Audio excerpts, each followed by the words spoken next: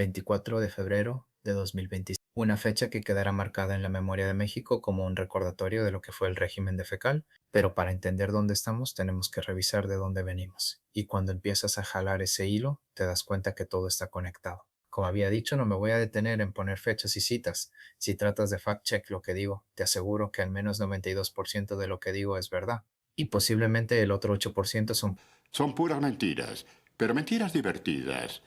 Y es que al fin y al cabo no es justamente eso la verdad. Pues la verdad, no. La Maña en México tiene entrenamiento militar mexicano. Esto no es un secreto, es un hecho documentado. Y casualmente a Estados Unidos le encanta entrenar a militares de México y de otros países. La relación es tan vieja como la guerra contra las drogas misma, pero no solo entrenan. Casualmente la mayoría del armamento que tiene la Maña viene de ventas que hace Estados Unidos. Operación Rápido y Furioso en el régimen de Obama. Esa operación donde la ATF permitió que armas estadounidenses cruzaran la frontera para rastrearlas y terminaron en manos de los cárteles. Pero a Estados Unidos no solo le encanta entrenar y vender armas, hay algo más profundo. Hay un caso emblemático, los Zetas. Este grupo es uno de los más violentos en la historia de México. No empezó como cualquier pandilla. Empezó como un grupo de militares de élite que se salieron del ejército.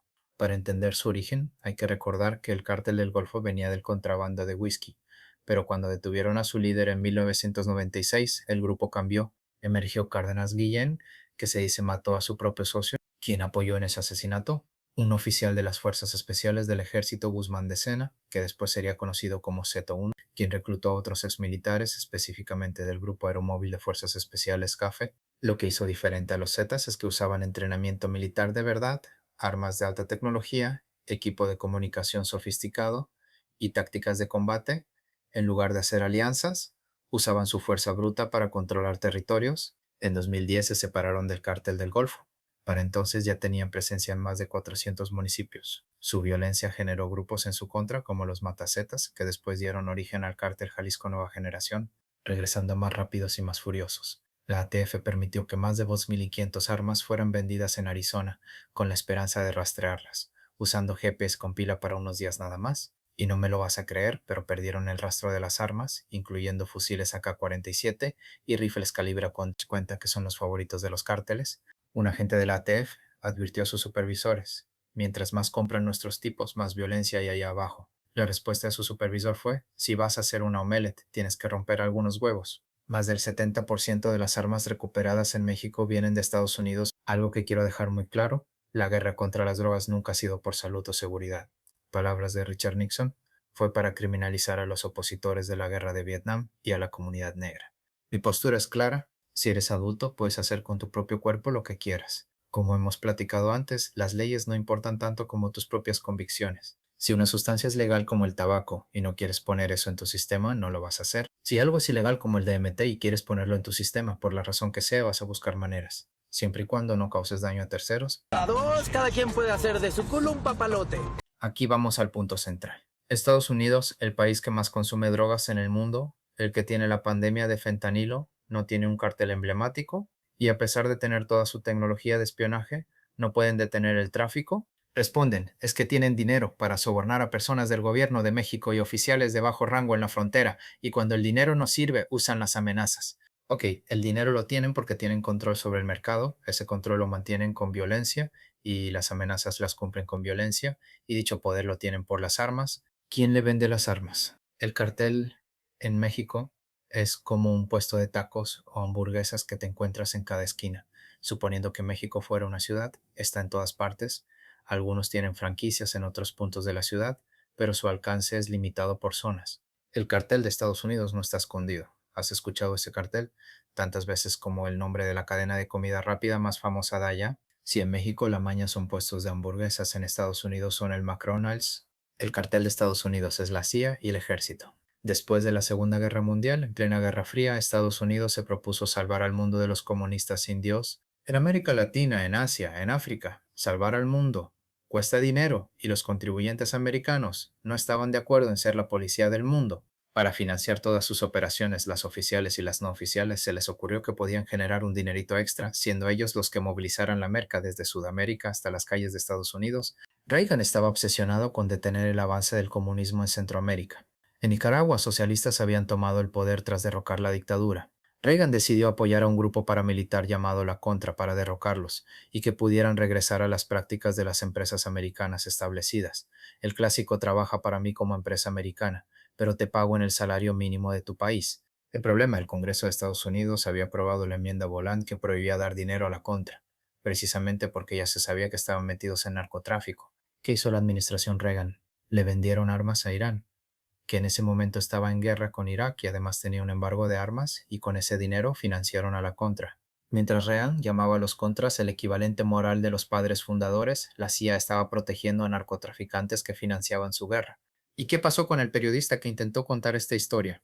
Gary Webb escribió en 1996 conectando el tráfico de cocaína de la Contra con el origen de la epidemia del crack en Los Ángeles. Los grandes periódicos lo destruyeron. Webb terminó comillas morido comillas años después. En Afganistán, después de la invasión, el ejército de Estados Unidos no solo cuidó los campos de petróleo, también cuidó los campos de amapola para que la producción no bajara. El opio no se va a cuidar solo, y el 90% del consumo mundial de opio sale de Afganistán. Hay algo que tenemos que entender del americano común. Hay personas que son capaces de soportar cualquier castigo siempre y cuando tengan la seguridad de que hay alguien que recibe un castigo peor, porque entonces la conversación no se centra en por qué me estás haciendo esto, sino en agradece porque pudiera ser peor. Tener a México en este estado de semifeudalismo, donde el gobierno por el que votas es controlado por la maña, sirve para que el americano común acepte su forma de gobierno, más vale malo conocido que bueno por conocer. Un gobierno donde no tienen seguro médico pagado con impuestos desde que naces hasta que mueres, donde te cobran, como diría George Carlin, un sofisticado dispositivo para remover materia residual de las fosas nasales y un componente destinado para reducir la inconformidad presentada en el soma respecto a una infección en las vías eólicas en más de $200, cuando en realidad es una simple pastilla para la tos y un pañuelo para limpiarte los mocos, pero al menos no hay levantones ni ejecuciones extrajudiciales. Vamos a tomar el camino panorámico para que puedas apreciar toda la imagen. ¿Cómo pasó México de tener una revolución para recuperar las tierras controladas por unos pocos a terminar vendiéndolas a unos pocos? Cuando estaba en la primaria en el tiempo del régimen de Carlos Salinas, se implementaron ideas que aprendió en Estados Unidos porque estudió allá economía, no hay que olvidarlo. Bueno, ¿dónde me quedé? Sí, sí, sí. Lo importante era que tenía una cebolla en el cinturón, que estaba de moda en esos días. Había que darle dueño a las tierras para que fueran mejor cuidadas y produjeran más. Los campesinos no tendrían que votar en conjunto que cultivar, porque eso es tardado y perder tiempo es perder dinero. Había que privatizar las tierras. También recuerdo que había comerciales entre las caricaturas por parte del gobierno, diciendo que era importante vender tus armas al ejército para fomentar una cultura de la paz. Recuerdo que hasta pagaban por las armas y les daban armas de juguete a los niños. Curiosamente fue Carlos Salinas quien firmó el Tratado de Libre Comercio de América del Norte. Ese tratado permitió que maíz de empresas privadas de Estados Unidos, subsidiado por el gobierno socialista indios de los republicanos de Bush Papá, pudiera entrar a México con precio menor y competir contra la producción nacional. Si México trataba de hacer algo para contrarrestarlo, esas empresas podían demandar al país por ventas perdidas, incluso por ventas futuras imaginarias, en cortes indicadas por Estados Unidos. Cargill demandó a México por más de $60 millones y ganó. Los campesinos mexicanos, al no poder competir, tuvieron que vender lo único que tenían, las tierras. Para entonces, ya casi nadie portaba armas para manifestarse contra el gobierno. Por cierto, también fue durante el régimen de Salinas que el peso mexicano perdió ceros antes de que se privatizaran las tierras. Esta cadena de eventos pasó en el régimen de un presidente que estudió economía en Estados Unidos, como si fuera un plan tipo Ocean's Eleven. Estados Unidos odia a México, nos odian como país, cometimos el mismo pecado que otros países que no deben ser nombrados. No porque AMLO llegara a la presidencia. No, viene de antes. Bueno, no tan antes en el Álamo, sino desde la expropiación petrolera de 1938. En ese entonces Roosevelt estaba en contra de la doctrina Monroe, curioso que ahora resurge, y el Deep State no se animó a quitarlo a la mala. Probaron esas mieles después, pero desde entonces han tratado de recuperar el petróleo y eliminar todo. Intento por parte de México en tomar medidas para limitar que Estados Unidos ingrese sin restricciones a nuestro país. No se atreven a ser tan descarados porque no les conviene tener tan cerca a un país con una relación de enemigos. Así que dejaron que el gobierno se quedara con el petróleo. Más que el petróleo, se trata de los recursos en general que tiene México. Minerales, tierras de cultivo, mano de obra. La maña sirve para desestabilizar a un gobierno en el momento adecuado. Golpear el avispero sirve para que la maña compre más armas. Cuando inviertes en los dos lados de una guerra siempre vas a ganar. Por un lado, entrenas al ejército, por el otro, vendes armas. ¿Y por qué del ejército mexicano han salido tantos elementos para la maña? Hay un país favorito de Benjamin Shapiro, Ya sabes. los que portan la bandera de piel blanca y ojos azules. Un exagente de la CIA, Kiriakó, cuenta que cuando hacen entrenamiento con agentes de ese país, siempre tratan de hacer que los agentes se cambien de bando. Cada entrenamiento es una oportunidad para reclutar gente. Las operaciones de entrenamiento de Estados Unidos en México tienen dos propósitos: encontrar posibles candidatos para operaciones especiales para defender la libertad, la democracia Tienco-Pirre, como en Tlatelolco en el 68, donde el presidente en turno y el que le siguió eran agentes Litempo de la CIA. ¿Recuerdan el origen de los Zetas? Parte de sus operaciones, mientras aún estaban en el ejército de México, fue ir en contra del movimiento zapatista. Suena a algo que la CIA hace en otros países. El otro propósito son sacarlos con que la vida militar es mal pagada y mejor se pasen a una empresa de productos, digamos, verdes orgánicos o blancos purificados. Hay un libro llamado The Fort Bragg Cartel, localizado en Carolina del Norte, la base militar más grande de Estados Unidos, hogar de los Delta Force. Militares involucrados en tráfico de drogas, asesinatos, cuerpos encontrados cerca de esa base militar, con lo que parecer ser ejecuciones. Militares relacionados a crímenes de guerra, matar civiles, etc. Si no te dicen el lugar y solo escuchas lo que hacen ahí, fácil pensarías que es un infiltrado que escapó de la maña. Ponerles a perros colmillos de titanio para que puedan quitar la carne de las personas fácilmente y después tener que sacrificarlos porque aprenden el gusto por la carne humana. Hablando de entrenamiento de perros.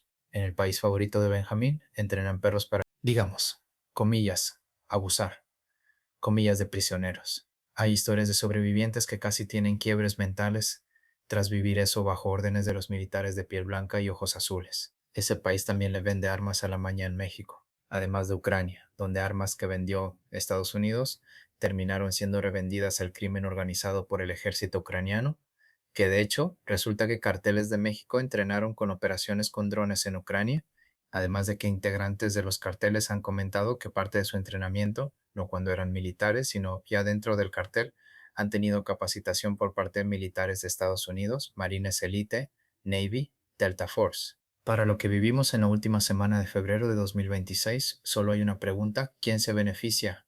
Por un lado, le dices al ejército mexicano que necesita tener equipo más fuerte para lidiar con los carteles, y les ofreces dicho equipo. Por otro lado, entrenas a los carteles para que sigas teniendo un cliente que requiere constante flujo de armas y le ofreces dicho equipo. No hay mejor negocio que crear el problema y vender la solución. Estados Unidos ha dicho que la situación en México les compete. Han confirmado que la operación tuvo intervención de inteligencia de Estados Unidos. Quitar al encargado de una mega operación no hace que se derrumbe. No es manejada por una sola persona. Es como el gerente de la empresa donde trabajas. Si el gerente falta un día, no se detiene el trabajo. Para eso están los subs. Peor aún, si falta el dueño, ni cuenta te das, pueden no ir un año, todo sigue como si nada. Pero si tú faltas un día, RH te llama a las 7:10 am para preguntarte por qué no estás en tu silla listo para seguir indicaciones. Malo si lo haces, malo si no. No digo que la maña en México sea un títere de Estados Unidos, pero si muerdes la mano que te da las armas. Yo creo que muchas personas entran a los carteles porque es la forma más rápida de generar bastante dinero, o simple y sencillamente no hay trabajos que valgan la pena soportar a clientes insatisfechos o soportar los caprichos de gerencia por 8 horas, todo por un salario mínimo. Yo creo que si un trabajo normal, decente de 8 horas para una empresa le genera millones, ese trabajo debería ser suficiente para darte una vida de clase media, es todo. Tal vez eso haría que menos personas decidieran poner su vida en riesgo entrando a un cartel. Yo creo que las drogas, vicios, cualquier adicción son una manera de lidiar con el estrés, la depresión, ansiedad. Entre más difícil es tener una vida tranquila, emocional, económicamente, más es la urgencia de tratar de escapar, aunque sea un instante, y disfrutar algo de la vida, ya sea por los efectos placenteros de una droga o el efecto de entumecimiento para no sentir toda esa presión de la vida común, aunque otras personas escapan de manera permanente.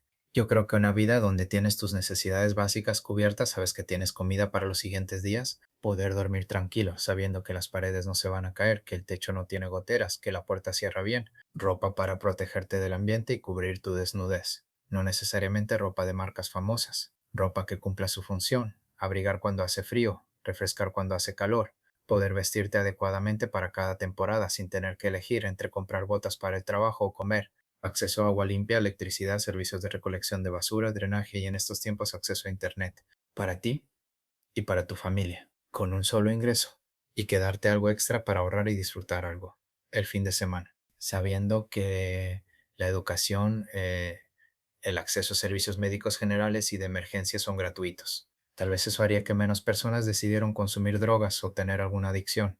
México no es perfecto. Su gobierno tiene pactos con la maña. Pero Estados Unidos no es el vecino bien intencionado que nos quiere ayudar. Ya lo decía un reptiliano. Ser enemigo de Estados Unidos es peligroso, pero ser amigo es fatal. Es el socio que entrena y sonsaca a los militares, que arma la maña y que se beneficia de nuestra inestabilidad para poder instalar sus empresas para pagarle $2 la hora en lugar de los $10 por hora que es el mínimo en Estados Unidos, como dijo Michael Parenti. Un país rico no va a uno pobre tratando de hacer dinero. Hay pocos países pobres en este mundo, la mayoría de los países son ricos. México es rico, solo las personas son pobres. Pero hay billones que se pueden hacer, que se pueden extraer. Los poderes europeos y norteamericanos han extraído todos los recursos naturales, incluidos la mano de obra barata. Estos países no están subdesarrollados, están sobreexplotados. Y como dicen, pobre México, tan lejos de Dios y tan cerca de Estados Unidos. Un gobierno de reptilianos que se retuerce como pretzel protegiendo a Epstein y todo lo que hace el país favorito de Sharpie Row no quiere lo mejor para nosotros.